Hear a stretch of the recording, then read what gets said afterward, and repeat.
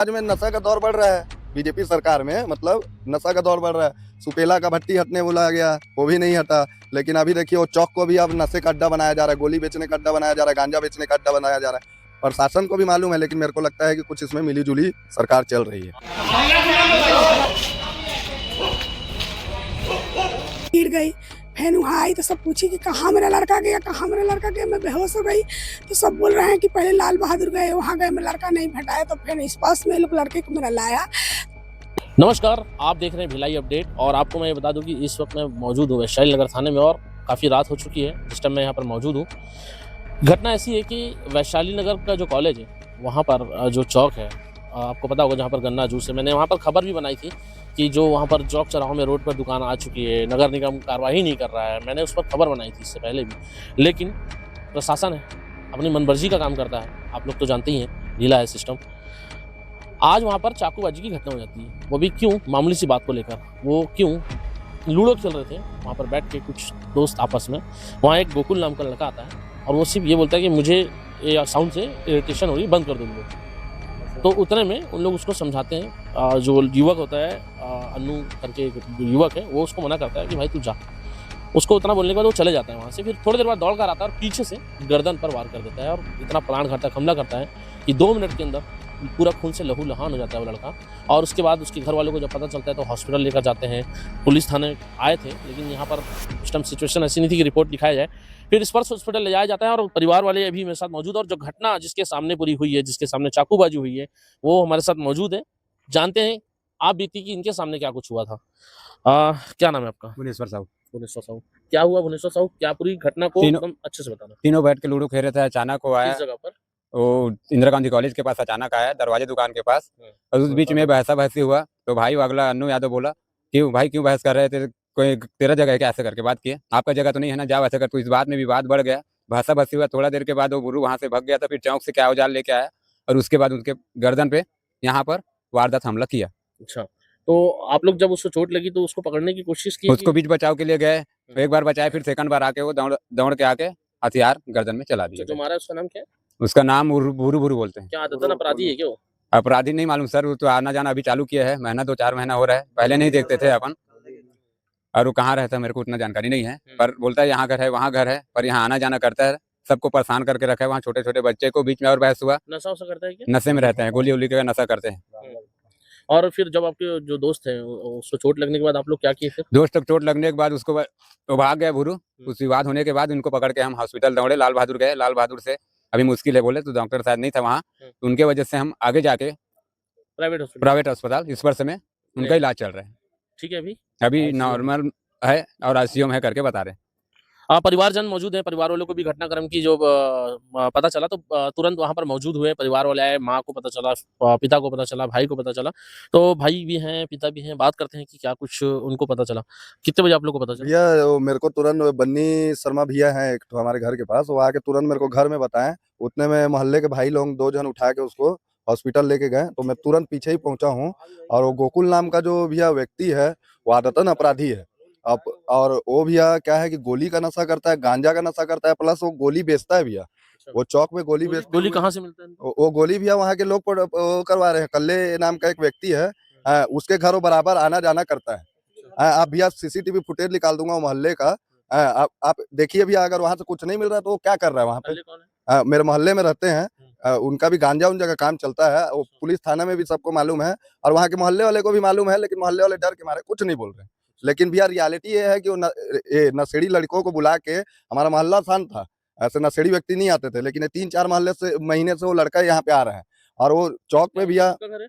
हाँ उनका खुद का घर है। लेकिन उनको ऐसे प्रवृत्ति के आदमी को नहीं बुलाना चाहिए, जब ऐसा मालूम है कि वो गोली खाता है, ये गांजा पीता है, चिट्टा पीता है। और भैया वो श्वेता डोर हाउस जो है, वो भैया से भी, मालिक से भी आप जाके एक बार बात करिएगा।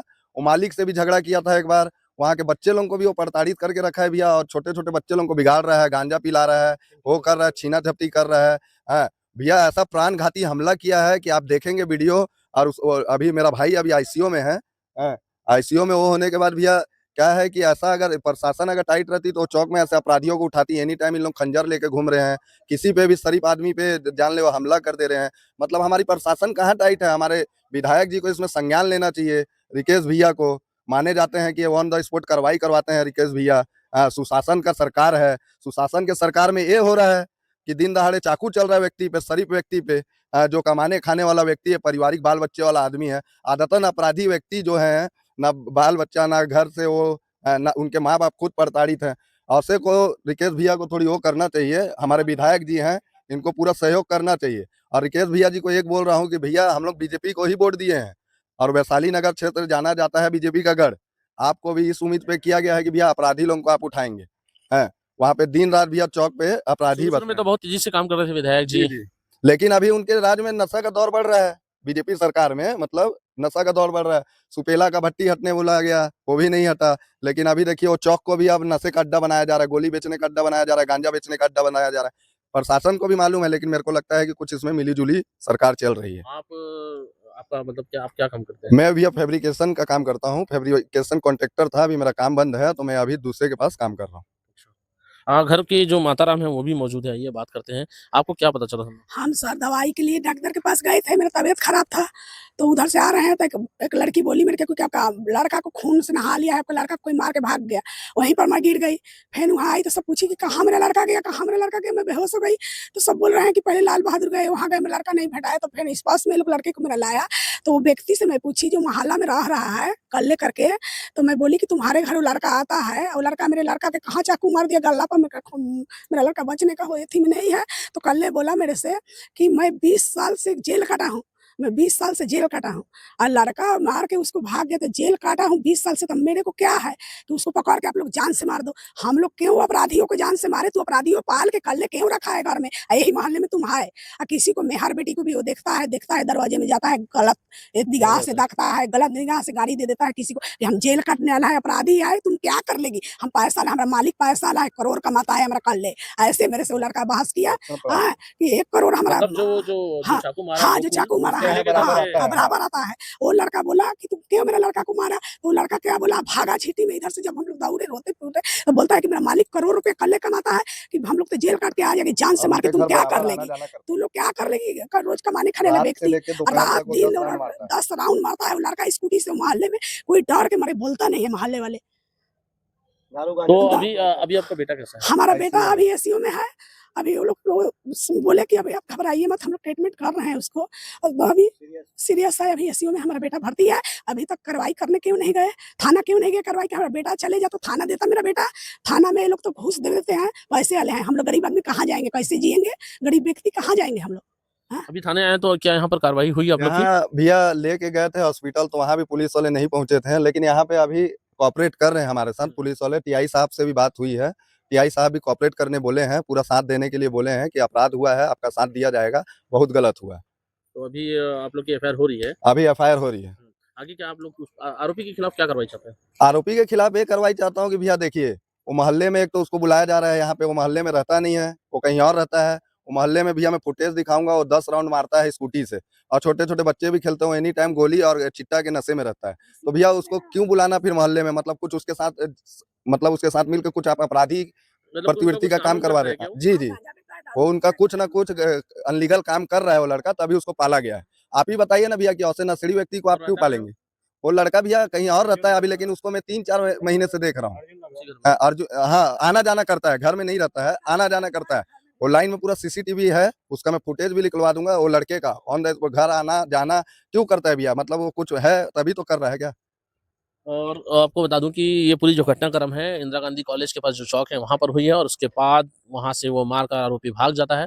और इसके साथ साथ एक चीज़ और बता दूं, उसकी मनोबल, उसकी मानसिकता दिखाता हूँ कि वो मारने के बाद अपने इंस्टाग्राम पर, गोकुल इंस्टाग्राम आईडी है उसकी, और वो अपनी इंस्टाग्राम आईडी पर एक रील बनाकर डालता है और बताता है कि मैंने कितना बड़ा काम किया है। मतलब उसके हौसले देखो, कितने हौसले बड़े हुए हैं कि मतलब डर नहीं है कि मैंने क्या किया है। उसको ये है कि मैंने कितना बड़ा काम किया किसी को चाकू मारकर। मतलब इनकी अपराधियों की इतनी मानसिकता बढ़ चुकी है, इतना बढ़ चुका मनोबल कि वाक़ई जनता तो परेशान है इनसे, सीधे-साधे लोग भी अब परेशान हैं, आना-जाना दुश्वार हो चुका है। और सबसे बड़ी चीज़, जब वहाँ रह रहे व्यक्ति कल्ले को जब ये बात की जानकारी है कि वो नशेड़ी है, वो आए दिन नशा करके कहीं न कहीं कुछ न कुछ विवाद की स्थिति पैदा करता है, तो ऐसे आदमी को संरक्षण कल्ले ने क्यों दिया? ये प्रश्न मैं अपने मीडिया के माध्यम से उठाता हूँ और इसका जवाब जो इस थाना के प्रभारी हैं टीआई महोदय, उनसे हम अपनी बातों को जरूर रखेंगे और बोलेंगे कि कल्ले को जरा बुलाकर इस चीज़ का उसको समझाई दिया जाए कि ये जो लड़का है उसके यहाँ क्यों आता है और क्या वजह है उसके पास आने की। और सबसे बड़ी चीज़ ये भी है कि आपने सुना होगा कि परिजन का कहना है कि जो वैशाली नगर के विधायक हैं रिकेश सिंह, वो शुरू-शुरू में बड़ी ही तेज़ी से कार्रवाई किए, नशेड़ियों पर कार्रवाई किए, उनके ऊपर दबिश दिए, उनके ऊपर जेसीबी भी चलानी कार्रवाई जैसी-सी हुई है। तो अब क्या नशा वैशाली नगर में बढ़ता जा रहा है? अब क्या चाकूबाजी की घटनाएँ बढ़ती जा रही हैं? तो विधायक जी कहाँ हैं? ये ऐसा जनता का प्रश्न है और हम अपने चैनल के माध्यम से इस बात को दिखा रहे हैं और घर के लोगों का भी यही कहना है कि विधायक जी कहाँ हैं? उनके वैशाली नगर, उनके घर से कुछ ही दूरी पर ये घटनाक्रम हुआ है। तो सोचने वाली बात है, जहाँ कॉलेज है, जहाँ स्कूल है, वहाँ पर ऐसी घटना हो रही है। क्या सोचते हैं अपनी बातों को ज़रूर रखिएगा, लेकिन उस जगह से भी मैं आपको ग्राउंड रिपोर्टिंग दिखाऊँगा जहाँ पर घटनाक्रम हुआ है, जहाँ पर चाकूबाजी हुई है। आगे आप भिलाई अपडेट के साथ बने रहें। नमस्कार, जय हिंद, जय छत्तीसगढ़।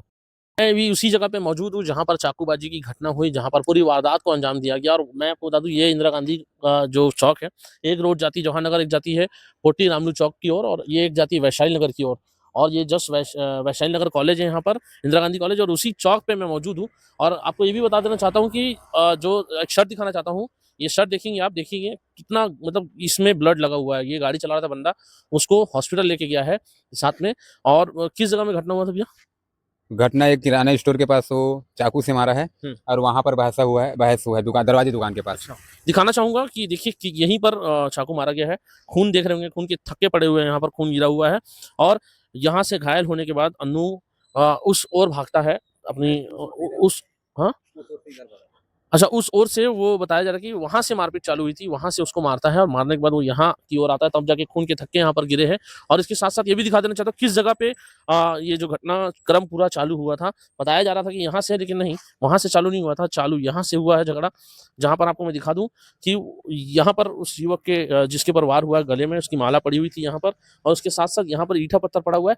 और एक वीडियो जो हम दिखा रहे हैं अभी आपको, हाथ काट रहा है, वीडियो डाला है, ये वो यहीं का वीडियो है। जो आरोपी जो अन्नू पर हाथ से चाकू से वार किया है, वो यहाँ पर अपना बैठ के हाथ काटता है और वीडियो डालता है। अपना अपने आप को शहर का अपने मतलब दबदबा बनाने वाला एक वीडियो डालता है, ताकि उसका दबदबा बना रहे शहर में और उसके साथ-साथ वो यहाँ से हाथ काट के फरार हो जाता है अभी फ़िलहाल तो। ये पूरी जो घटनाक्रम हुई है, इसी जगह पर हुई है, यहीं से शुरुआत हुई है झगड़े की और यहाँ पर सीसीटीवी कैमरा भी है। अब देखने वाली बात है कि जब वो सीसीटीवी कैमरा का वीडियो निकल कर सामने आता है, क्या कुछ निकल कर आता है, किसके द्वारा मारपीट चालू की गई थी, क्या कुछ हुआ था, पूरी घटनाक्रम सीसीटीवी कैमरे के माध्यम से देखने को मिलेगी। लेकिन सोचने वाली बात है कि इस क्षेत्र में ऐसी घटना होना, चाकूबाजी होना, ये एक गंभीर बड़ा सवाल उठाता है। रात को जब साढ़े उतना भी टाइम नहीं हो रहा था, लगभग क्या ज़्यादा टाइम नहीं हो रहा था, बताया जा रहा है 9:30-10 के आसपास ये पूरी घटना हुई है। तो इतना भी टाइम नहीं हुआ था कि ये जो घटना हुई, इतनी बड़ी घटना हो सकती थी और चाकूबाजी की इतनी बड़ी घटना, उस युवक की जान जा सकती थी क्योंकि गले पर जो वार किया गया, बड़ा प्राणघातक हमला किया गया है। ऐसी आपराधिक मानसिकता के लोगों को कड़ी से कड़ी सज़ा मिलना चाहिए और यहाँ पर अब क्या कुछ आगे कार्रवाई होगी, देखने वाली बात होगी। कब तक आरोपी की धरपकड़ होती है, देखते हैं। भिलाई अपडेट के साथ आप बने रहें। नमस्कार, जय हिंद, जय छत्तीसगढ़।